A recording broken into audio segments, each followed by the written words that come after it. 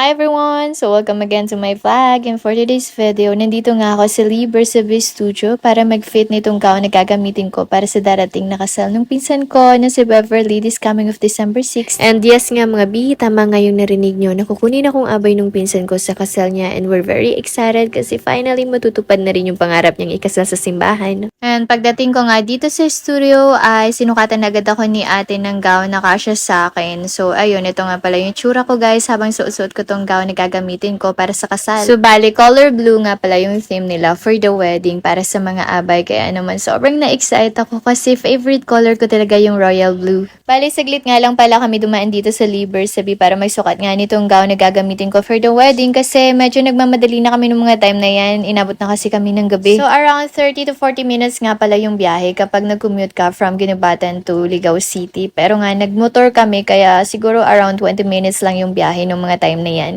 Bale, sinama ko nga rin pala tong pamangkin ko na si Ayush at yung kapatid ko para mag-drive ng motor para mas mabilis kaming matapos at makauwi agad. So, ayun na nga, since madadaanan nga din pala namin yung bagong open ng Jollibee branch dito sa Ligao City, ay dumaan na din kami saglit kasi hindi pa din naman kami dyan nagdi-dinner ng mga time na yan.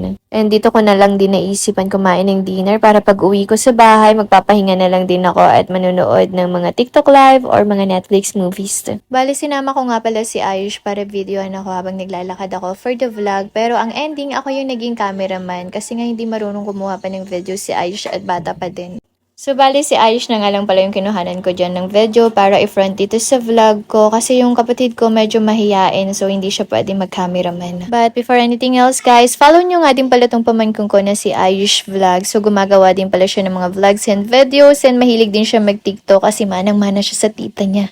Actually, nung bata pa talaga to si Ayush, mahilig na talaga tong sumayaw at mag-TikTok. Pero since bata pa siya nung mga time na yun, bawal siyang i-expose sa mga social media and also gumamit ng mga gadgets like cellphone or anything. And finally, we're done ordering our foods. And while waiting, ayun, umawra muna ako dyan saglit para naman makasama ako dito sa vlog ko, no? Grabe, sobrang gusto ko yung location ng new branch ng Jollibee dito sa Ligao City at gustong gusto ko din yung ambience guys, ang sarap tumambay. Sayang nga kung medyo mahaba-haba nga lang sana yung oras at medyo maaga kami nakapunta dito sa Ligao. I think nakatambay kami dito ng kahit mga ilang oras lang sa may labas ng Jollibee branch kasi ang daming tao guys sa labas, as in super very lively talaga.